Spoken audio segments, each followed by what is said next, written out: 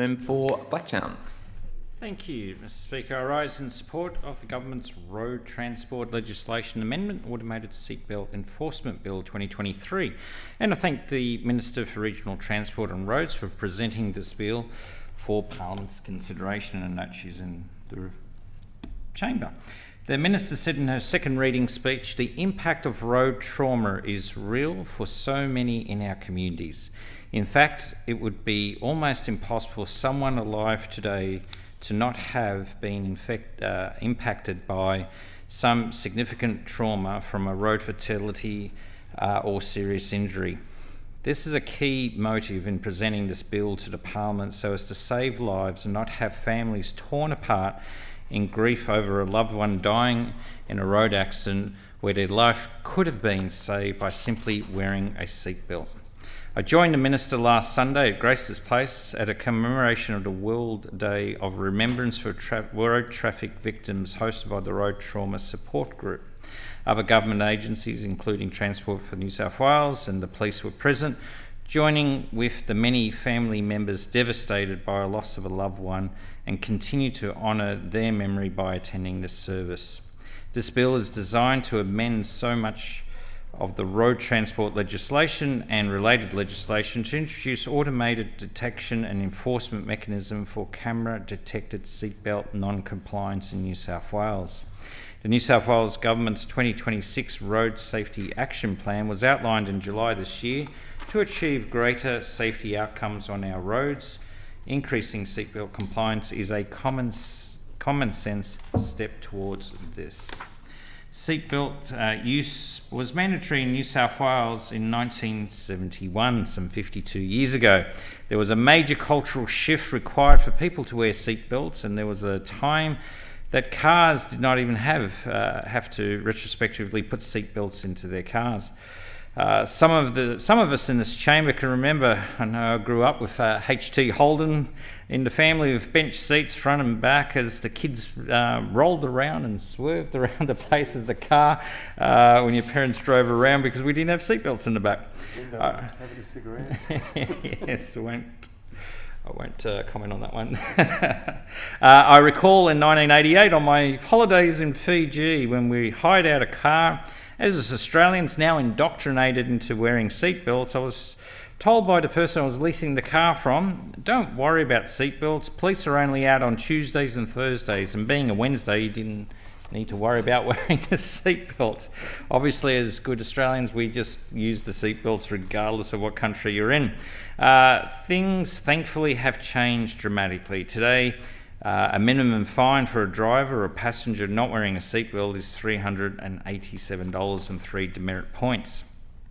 However, there are still people who don't buckle up, and this puts them at a completely unnecessary and unacceptable risk on our roads. Seatbelts non-compliance was a factor in about 15% of vehicle occupant deaths on the roads between 2018 and 2022.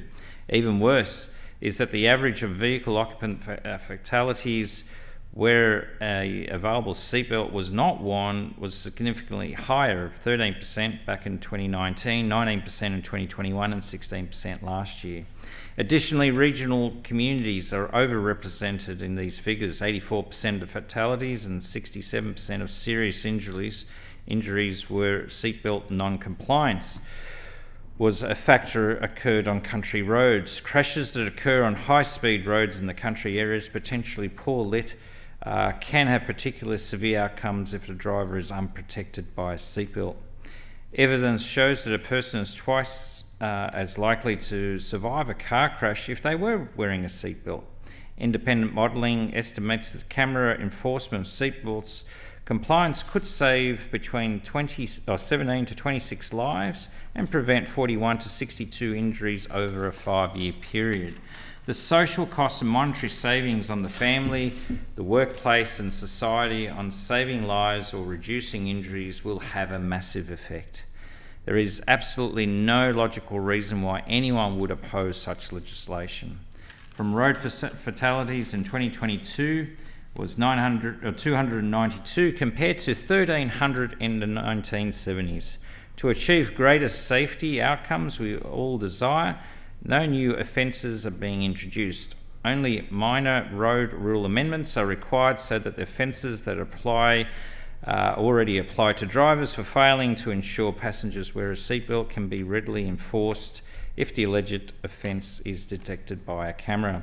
Amendments will also be made so steps to establish medical exemptions can apply are clearer, and the government is designing a process for those with exemptions to avoid receiving camera-detected infringements. We now know that the majority of road users are deterred from risky behaviour by the certainty of penalties they would want to avoid if they know enforcement will be conducted or if they fear the possibility of enforcement. Automated enforcement will deliver through systems and camera infrastructure already deployed for the mobile phone camera detection program. The bill also clarifies that photos taken by other road safety cameras could be used as evidence of seatbelt offences if they are capable of detecting seatbelt offences. This is consistent with the existing legislation for mobile phone cameras. And as with other road offences, operator onus provisions will apply and will enable registered operators to nominate the driver of the vehicle at the time of offence. Unlike the former government, the Minns government is not about senseless revenue raising through fines. This reform is designed for road safety as its one and only priority. Enforcement will be preceded by a warning letter period and large-scale awareness raising campaign because the government wants to ensure that motorists have ample time to do the right thing. And as with speed and red light camera fines and mobile phone detection camera fines, every cent for the camera detected seatbelt offences will go directly into the Community Road Safety Fund to be used to deliver a broader range of road safety initiatives such as outlined in the 2026 Road Safety Plan. This is exactly the sort of innovation we need in order to achieve the Road Safety Action Plan. I thank the Minister for Regional Transport and Roads, as well as the Minister for Roads and the other place, for their commitment to ensuring maximum safety on New South Wales roads. I commend this bill. Yeah.